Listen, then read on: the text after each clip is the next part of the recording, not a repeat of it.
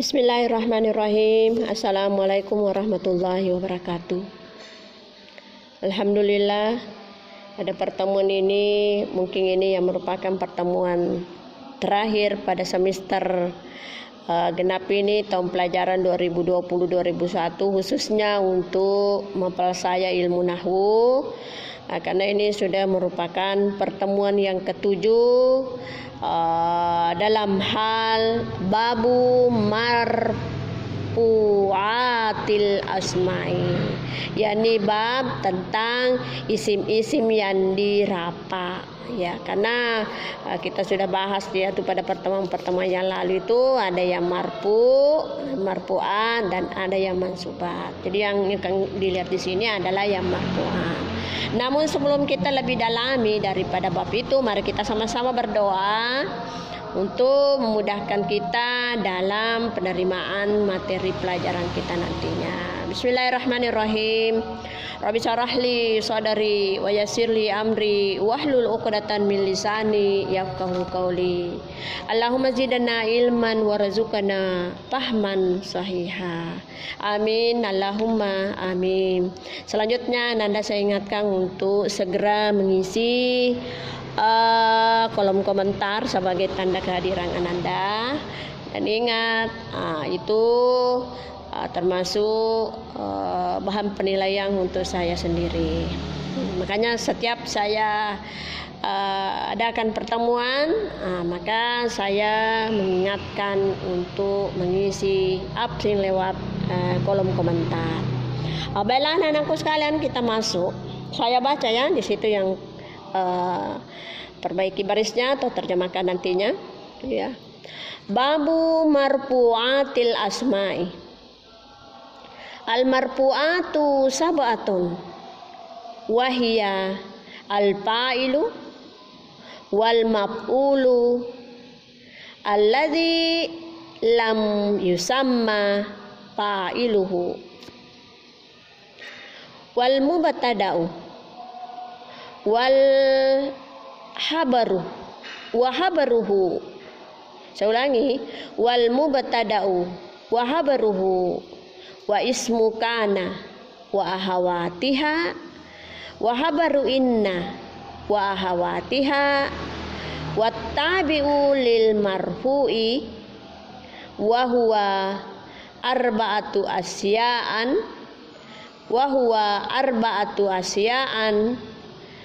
an-na'tu wal 'atfu wat tauqidu wal badalu. Ya. Itulah yang menjadi inti pembahasan kita. Ini kita lihat materinya singkat sedikit ya, tetapi pembahasannya lumayan luas sekali ini karena banyak hal yang dibahas di sini. Ya, saya terjemahkan dulu. Babu marfu'atil asma'i, bab tentang isim-isim yang marfu. Ya. Bab tentang isim-isim yang marfu. Ya. Al-marfu'atu sab'atun. Isim yang dimarfu itu ada 7. Isim yang dimarfu itu ada 7. Wahia yakni al-fa'ilu. Iya, apa itu al-fa'ilu? Fa'il dalam kurung orang yang melakukan pekerjaan. Orang yang melakukan pekerjaan. Ya.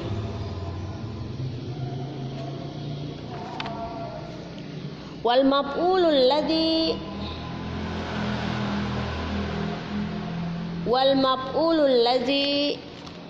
lam yusamma fa'iluhu adalah maf'ul yang tidak disebutkan fa'ilnya.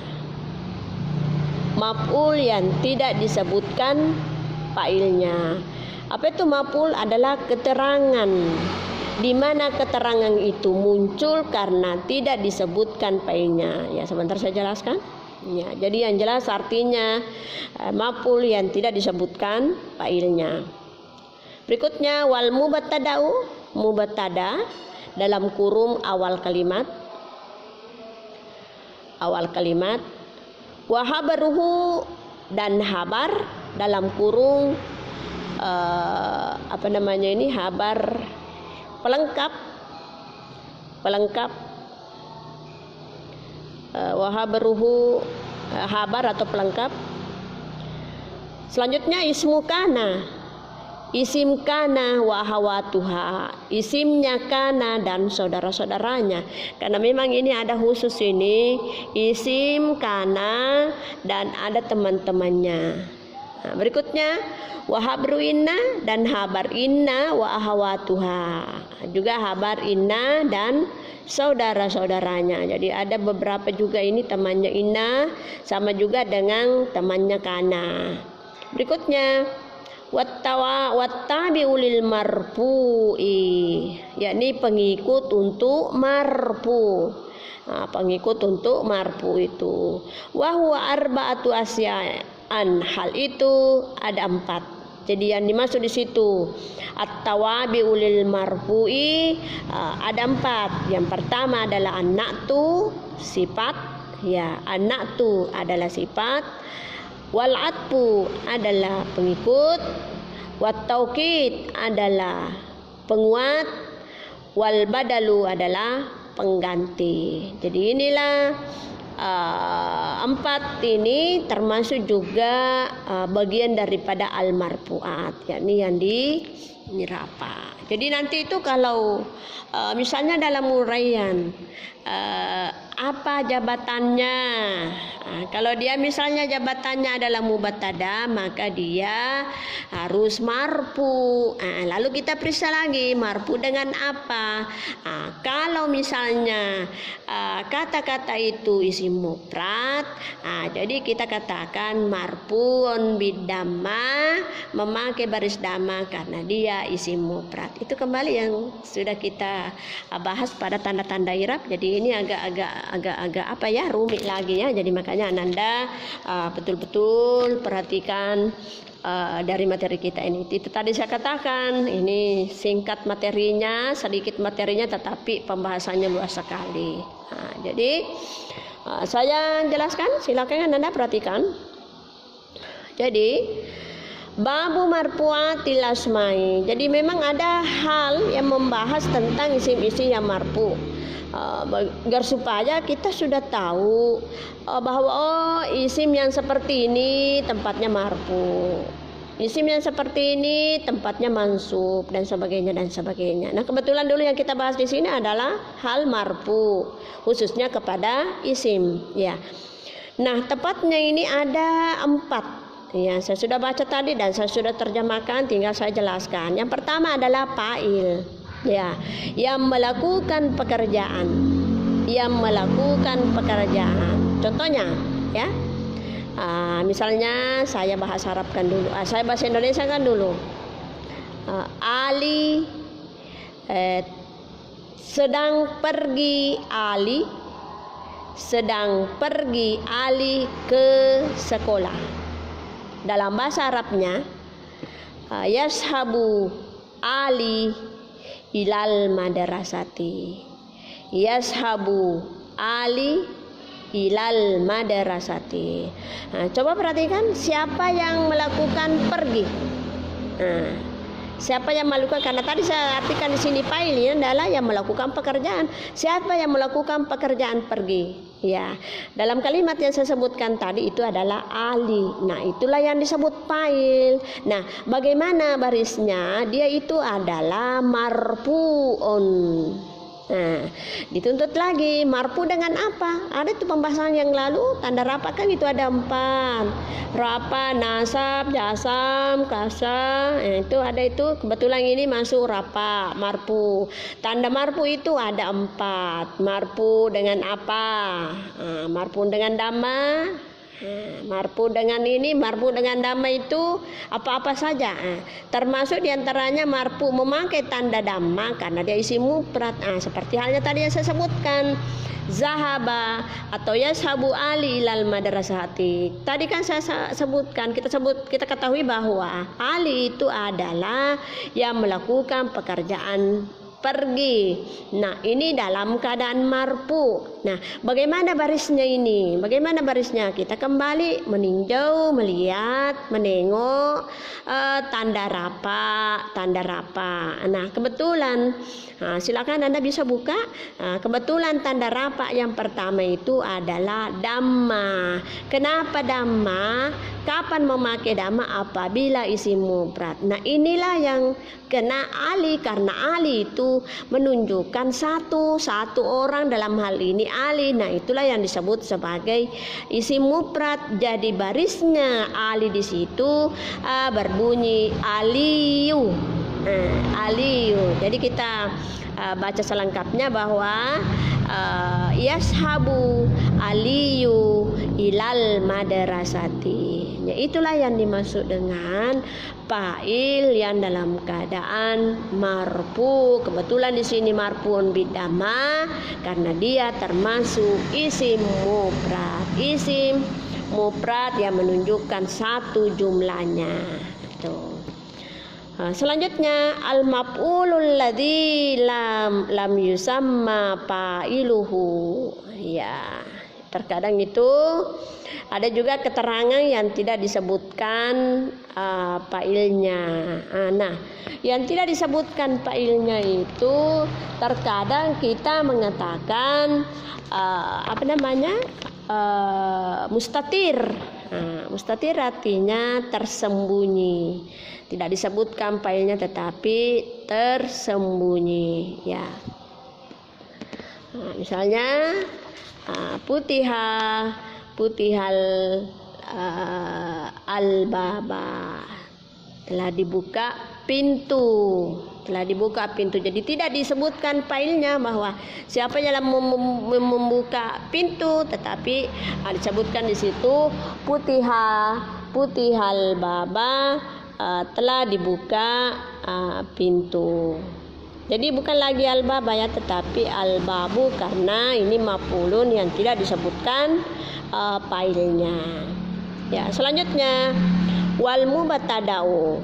Mubattada'u ini adalah jabatan dalam kalimat itu di mana kata itu terdapat pada awal kalimat. Dalam hal ini subjek kalau bahasa Indonesianya. Misalnya jadi ingat itu kalau mubtada itu harus isim karena disebutkan di sini adalah babu marfu'atil asma'i. Jadi harus isim yang dirafa itu. Ya, jadi saya ambilkan contohnya dulu ya, yang mubtada. Misalnya al-madrasatu wasi'atun. Ya, coba lihat ini mubtada, fungsinya adalah marfu. Kita lihat lagi, kita tuntut marfu apa dengan ini? Marfu apa ini? Marfu dengan apa? Saya tadi baca al-madrasatu, berarti saya kasih tanda damma pada akhirnya. Nah, kenapa? Silakan Anda tuntut saya. Kenapa saya baca al-madrasatu marfuun dengan damma di sini? Apa memang betul itu kalau saya mengatakan al-madrasatu wasi'atun? Ya. Jawabannya betul. Kenapa? Karena al-madrasatu itu adalah isim mufrad. Di mana isim mufrad itu memakai tanda damma. Sama dengan yang tadi aliyu. Kemudian habaru atau pelengkap. Jadi pelengkapnya tadi, coba kita kembali tadi saya baca itu al-madrasatu wasi'atun. Al-madrasatu, sekolah itu. Bagaimana kalimat itu bisakah disebut lengkap kalau hanya kita mengatakan sekolah itu? Nah, tidak bisa. Nanti setelah ada pelengkapnya sebagai habar baru bisa dikatakan sebagai kalimat yang lengkap. Nah, yang saya sebutkan al-madrasatu wasi'atun itu adalah kalimat lengkap. Yang al-madrasatu itu fungsinya sebagai mubtada, wasi'atun fungsinya sebagai habar atau pelengkap. Nah, tuntut lagi saya, kenapa dibaca damma di situ? Karena sama dengan tadi mubtada, karena dia isim mufrad. Silakan dibuka itu keterangannya, tanda-tanda rafa. Nah, pasti ada di situ mengatakan yang memakai tanda rafa, yang memakai dhamma itu adalah isim mufrad. Nah, al-madrasatu dengan wasiatun ini sama-sama memakai isim mufrad. Selanjutnya wa ismu kana wa hawatuha. Nah, ini ada kana, jadi kana lalu ada isim di depannya. Nah, jadi isim yang di depannya itu harus berbaris dhamma. Jadi kita sebutkan isimnya kana. Jadi misalnya kanallahu, kanal muallimu. Nah, al muallimu itu adalah isim daripada kana karena dia adalah isim lalu dia tinggal sesudah kana. Nah, kana Allahu, Allah itu adalah isim berbaris dhamma karena dia isim daripada kana dan dia tinggal sesudah kana. Jadi semua yang menunjukkan ada kana dengan isimnya, nah, itu isimnya kita kasih harakat dhamma. Cuma terkadang itu isimnya tidak berdekatan, terkadang ada kata yang mengantarai. Tetapi kita cari dan kondisikan dengan maknanya apa cocok ya. Kalau sudah cocok dengan kana dengan isim itu otomatis itu adalah isimnya dan wajib hukumnya berbaris dhamma oleh karena dia isim mufrad juga. Lanjut ya.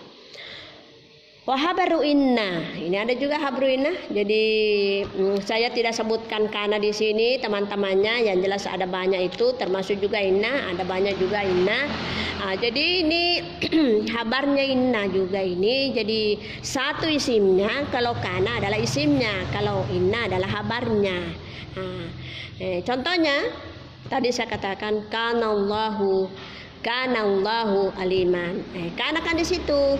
Berarti dia menuntut isim kana. Kalau saya pakai misalnya innallaha alimun.